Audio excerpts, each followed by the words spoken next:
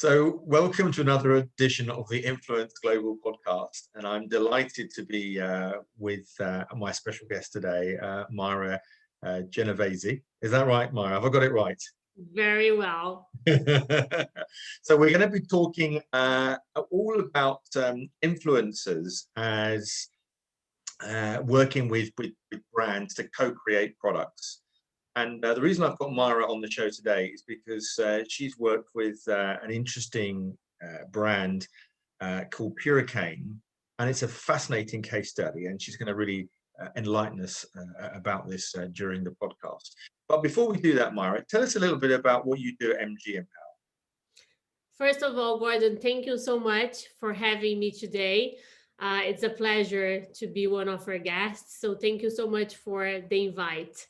Myra Genovese, as you said correctly, founder and CMO of MG Empower. MG Empower is a global influencer market agency. We are based headquartered in London, but we work with clients all over the world. I am from Brazil, having been living in London for the past 15 years. Oh my God, it's been a long time. Our campaigns, as I said to you, we work with clients on a global level, creating a strategy for influencer marketing across few markets, of course, Latin, Europe, US, Southeast Asia, China, and Russia are what the few and main markets that we work with our clients on developing influencer marketing strategy. We have been around for the past 5 years, growing our business very organically and working with incredible brands and clients from diverse industry like Bumble, Chopard, Biosense, Zenly, Snapchat, Flannels, Gucci, just to mention a few names of our clients. And of course, today, as you said, I will be talking about a great co-creation of a new brand we have done with Amyris, which is an incredible company, US based in San Francisco. And we have been working with Amyris for the past 3 years. And recently, we worked together with Amyris to co-create a new sweetener called Purecane. So it's really exciting. So just roll us back to how did the opportunity come to involve influencers in this new brand? Yeah, so I am personally a big fan of innovation, and I truly believe that as we see influencer marketing growing and influencer marketing will continue to grow, I truly believe that innovation when it comes to strategy will be a key factor for brands to consider when they wanted to invest on influencer marketing. And talking about innovation, when the president of Amyris approached me with this idea where he was planning to create a new product for Amyris, which at the time when we had the discussion, the product didn't have any name, anything. So he only have the product, which is a sweetener, which is all natural, 0 calorie, diabetes friendly, gluten free, but tastes like sugar. So the idea of John was to create a very innovative sweetener that will bring to the market something very special that it hasn't been available in the market. So he wanted to bring that joy of consuming sweet, but in a healthy way. And the idea was for us to create the influencer marketing strategy to launch the product. And then on that conversation, I said to John, but do you have a name for this product? What's the packaging is going to look like? What's the audience? It's going to be more, to millennials, to Gen Zers. So how this brand, is going to look like? And he said, no, we don't have anything at all. We only have the actual product ready. And then on that discussion, I said, why we don't co-create this product together with influencers? meaning that we can get the influencers to, together with Amaris, to define the name of the product, to define the brand proposition, to define the brand values, the brand creative, the branding package. Because if this is the product that you wanted to be revolutionary in the industry of sweetener and sugar, so what about to get those millennials to support and create this and become a very unique product that was co-created by influencer? And then immediately John bought the idea, and this is how it all started. Wow, wow. And so when you say he bought into the idea, he obviously hadn't thought about it, but you were able to articulate it in such a way that said, I mean, did you talk about how many influencers or what happened next? Yeah, so next was it's every time we talk about that story, me and John, we laugh because this was over a dinner and he loved the idea, he bought the idea, but then I went back home. I was like, okay, wow, how I'm gonna do that now? You know, like I have put on the table the idea, the clients love it. So now I need to make sure that we will make it happen. So the idea was to use the influencer audience to engage with the development of this product. And then we thought, how are we going to do that, right? Because normally when we work with influencer on campaigns, we don't necessarily are with the influencer at the time they're creating the content, right? So we get the briefing, we send the briefing over, they create the content and then send it back to you for approval. In this case, we need to have the influencers with us in order for us to allow time to together do all this exercise on co-create this new product. So the idea was, okay, let's make this as an experiential project where we will invite the influencers to join us on a 5 days immersive days to co-create this product alongside with the team from Amaris. Of course, it's important to have the brand together. And also I thought we need to have some specialists as well on this 5 days experiential, because if you wanted to create a product on the dot, on the days that we're going to be there, we need to make sure that we're going to have a graphic designer, a videographer, you know, a marketing specialist, because the influencer, we're going to work with them to get the insights from their audience to support on the co-creation of this product. But we need to have this specialist. Mm-hmm. So that was the starting point. Then understand where this product will be launched initially. So 2 markets that Amaris were looking at was Brazil, because the main ingredient of this Purecane sweetener is sugarcane.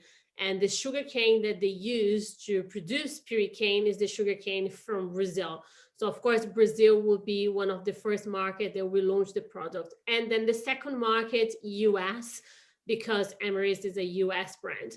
So the idea was, okay, let's go to Brazil first, and then let's invite 5 to 8 influencers to join this 5 days immersive. We got into an incredible, beautiful hotel in the near to São Paulo, is the state of Brazil, where on this space, it was all very, you know, an environment that was very peaceful, a lot of nature around, because we wanted to have an environment that the influencers will have the time to think through about what you're creating together without having any noise around them. So we got together for 5 days, and during the day, we were sat down around the table for a few hours. No phone were allowed in the table at all for a certain time of hours, where we're going to be brainstorming about what is this product, what Amaris is looking into to create, why this brand will create element of differentiation into the market, but not having any name. So that was the starting point of the brainstorm for 5 days. Then we ask the influencers to engage with their audience through Instagram stories, to live, to video content, to say to their audience, I'm here on this 5 days immersive with an incredible US brand, where together we are co-creating a new sweetener. But we wanted to understand for new audience, if you come to consume and to buy a sweetener, what you're going to be looking at when you go to the supermarket, to the grocery, to choose what the type of sugar you're going to be consuming. So first, we wanted to understand the behave through those audience when it comes to sugar. You know, if you consume sugar, why do you do it? It makes you feel good, or makes you feel guilty, or makes you feel unhealthy, because we were creating a sweetener that tastes like sweet, but there's all of the good into it and none of the bad. And then through the engagement with the audience, we start gathering information about what will be their drink sweetener. And then through all this information, then we start the co-creation of this brand. And in Brazil was incredible, because the amount of content that influencers created throughout these 5 days, and how those, you know, insights contributed for the brand development was like incredible. So in Brazil, we came out with the name Purecane, that was created by the influencer with the help of their, you know, audience and followers. Then we come up with the brand packaging, which is, you will see on the Purecane website, the colors of the brands is all very bright, it's very millennial, it's very young, because we have identified that the target audience will be more the millennials and then Gen Zers, and for that, we need to have a color palette that resonates with this audience. So from Brazil, we came out basically with the name, with the brand proposition, brand packaging, and then we got an insights of like how we will positioning Purecane into the market when we start selling it, and what will be the key retailers in Brazil that will fit with the brand that we created. So that was the first step. Wow. I mean, it's an incredible story so far, isn't it? I mean, so how many, presumably, these influencers that you got on board, I mean, what sort of follower numbers did they have? We work with influencers from different industries, like different styles. So lifestyles influencer, influencers that talk more about food, fashion influencers. So we had a mix of profiles, because we're very important for us to have, you know, that combination of profiles. And then we need to have the reach, right? Because on that, for that purpose, we're looking to engage as many audience as possible. So we engage influencers from 500K to 2 million followers. So that was the average, between 500 to 2 million. So, and from that, we managed to get a massive reach when they started creating content to engage the audience, which was like over 7 million in Brazil, in terms of this insights and the reach and impressions and views that we got throughout the 5 days. Wow. So do you know what sort of engagement you got in terms of response? Engagement, yeah, engagement rate, we're talking here about a very, very like high engagement rate, because I talk about 5 days. So it's when I average 10 to 12% engagement rate. Wow. On that scale of reach, that is phenomenal. Yes, on that scale of reach for 5 days, right? So we're talking about 5 days immersive, all together, creating content non-stop. So now the brand is out there. It's so when, you know, because you've been involved in the co-creation of product, what was the next stage in terms of promotion and actually pushing? Presumably the brand could be bought online as well as through retailers. Yeah. What part did the influencers play in sales activation? The next step, yeah. Yeah. So next step, as I mentioned earlier, so first step was to go to Brazil, first market of interest from Emirates. So second step was to repeat that experience, but into the US market. Yeah. So after 6 months, we've done the same strategy, but in US. So we were all in a hotel in Santa Barbara. where we invited US influencers, again, from different backgrounds, from fitness to lifestyle to nutrition, where we repeat the process, but it was more to validate it, what we have created in Brazil, and make sure that what we have created has to validate it with the US market, right? Because we're talking about completely two different markets.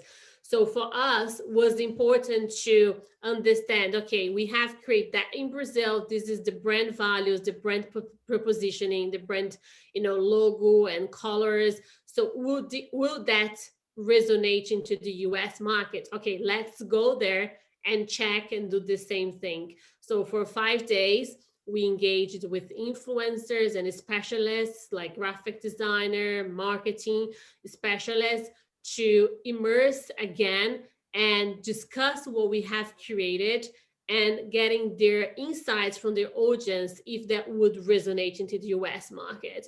Of course, we found throughout the process that few things that we have developed in Brazil wouldn't work in the US. So then we had the opportunity there to review few aspects of the brand and making sure that reviewing that product will also resonate in the US. And the main goal from those 5 days in the US was to leave that hotel with the website live and with the social media of Purecane live. So that was an incredible process because we all together had to validate it, what we created, change it, what we have to change, and then on the last day, launch live the website. So we have a team of developer on site, a team of graphic designer to make sure that we were creating content to go live and officially launch Purecane after the 5th day. And it was amazing because I actually have videos to share with you, Gordon, of we are celebrating when the website was going live. We were all like doing the countdown and the website were live and we were like, yes, celebrating because we had a target, we had a goal to co-create this brand with influencers and making sure that from that experience, the brand will go live worldwide. And it was amazing. So we managed to achieve that. And the content that went live on social media were a combination of the content we created in Brazil and a combination of content we created with the US influencers. So we told through the social media, Instagram and YouTube, the whole process. We told the audience, okay, this is a new brand and this is how we create that brand. So we created with you. So you influencer, your audience, you're part of this whole brand. Yeah. And it's amazing. It was amazing. I mean, I love it. That's a great story. And that's why I wanted you to share it, to be honest, more than anything else. But I mean, if you think about the amount of money that would be invested with a brand, with a brand design agency, and, when you come up with a brand name, it's not easy to do that. And when you're looking at a brand design agency, it's often only a few people within that organization and their view, and then they have to sell that idea back to the organization. What I love about this is that you have involved multiple levels of individuals that are potentially future consumers. Absolutely. But it's always been my belief that content creators are best when they're involved early on in the process and not just at the end as mere amplifiers. I think you've obviously proved that aptly. So when did all this finish? When was the brand finalized and launched? The brand US we finalized that event was end of 2019 around November, and then the first quarter of 2020 was the time for the brand to be prepared to launch on few retailers. So today you can find Purecane on Amazon. So if you go to Amazon, you can just, Google, search there, Purecane, and then you can buy from there. And then in Brazil, you can also find in few groceries there, but the mainly retailer, it is Amazon. The brand is doing really, really well. And this week, I was actually looking at here, John, which is the president of Emirates, he sent me a WhatsApp on last Friday, saying, Mara, I have a great news to tell you that you should be very proud. I was like, oh my God, tell me, John. He said, Fast Company, the magazine, I'm sure you know Fast Company, recognized Purecane as one of the most innovative brands of the time. So there's 10 brands featured there, and Purecane is one of them. Wow. So how amazing is to have that recognition from Fast Company after 1.5 years that we have created this product. Is just like, it shows us that co-creation and involve influencers, involve their audience to create something unique and to create something that it's going to be a product that the market is going to engage, is going to consume, a product that we are not creating for the business only, but also creating for the consumer, understand what the consumer are looking to consume, and create something dedicated for them. Absolutely, because let's remember, when we create brands, we create them for customers. We don't create them for ourselves. So no, that's been absolutely fantastic. I mean, just to finish then, Myra, what do you think the future is going to look like? I mean, you've proved a great case study there, but you would have also learned some things about the process. If you were to do this all over again with another brand, what are the sorts of things that you might do differently or might add more of? It's a great question. So for me, when it comes to the future, as I said earlier, I'm a truly believer on innovation. And I think more and more we will see brands wanting to engage with influencers to co-create a product, to co-create a brand. We have a few examples here. I don't know if you know, it's called Revolve, is a US retailer. They are huge in America and now worldwide. So Revolve has been one of the few brands that has engaged with influencers to co-create a clothing collection. And they have been doing this for the past 2 years, and it proved that it works when you have an influencer creating a product, a collection. So I think we're going to continue to see more and more of that. However, with a point of differentiation, because I think for now, influencers versus brand, in order for them to co-create something together, they're going to have to share the same values, right? Because I think more than ever, value and purpose, it's going to be a key element when you're putting together a brand with an influencer. So if I come to do something different in the future, when I have to work with a brand, what I would do differently would be making sure that that influencer that we are working with to co-create a product share the same values of the product that we are creating, because I want them to become a real ambassador for that brand, even when the process is ended. So I want them to continue to feel proud and promote that organically, because it's something that they have created. On this case with Purecane, we still, of course, have influencer is still promoting and saying to their audience how proud they are because they create a product. But I have few influencers that since we finished the collaboration, they're not engaging with their audience to talk about the product and how proud they are. So I think that comes to value, like I wanted to making sure that if I have this opportunity again, that is not going to just to be about the influencer background, but also the influencer value, because I want them to become a proud ambassador for a long term. Yeah, and that too is definitely where the sort of future is lying. Myra, as always, it's been an absolute pleasure to talk with you, and thank you for taking the time to talk with us on the Influence Global podcast.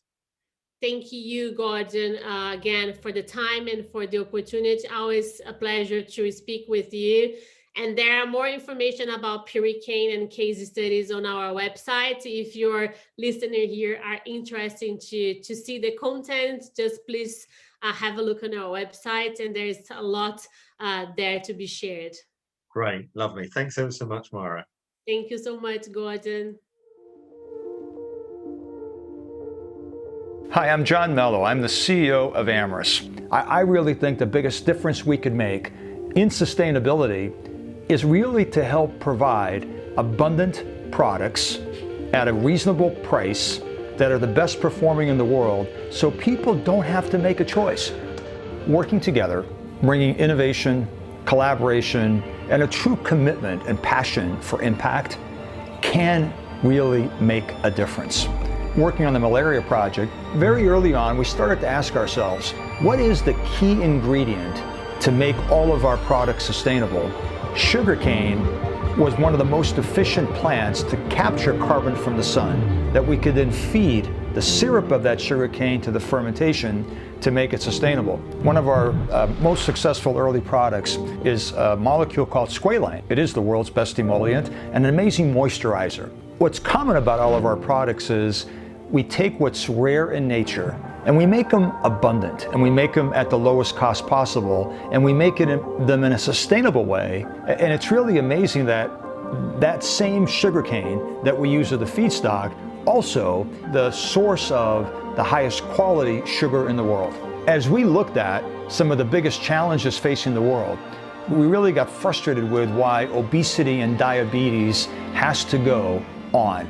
How could we take sugar from sugarcane? How could we take the sweet from sugarcane and make that sweet a healthy sweet? A sweet that is 100% from sugarcane, a sweet that has 0 calories, and a sweet that actually gives us the taste that we've come to love in all the sweet things that we've come to enjoy in life. All of the good and none of the bad. We've approached this by bringing together a very diverse group of people, very diverse in what they do, very diverse in their backgrounds, very diverse in what they look like. And why? Because that's what our customers look like. We wanted to engage with influencers. We wanted to connect with their followers. We wanted to get real-time feedback and how our thinking was evolving so we could redefine this relationship that the consumer has with sugar. It was amazing. The amount of insight, the amount of learning, and the opportunity to really take that emotion and make it something people can live with and enjoy rather than feel the guilt and the weight of doing something that they know they like but don't believe is good for them.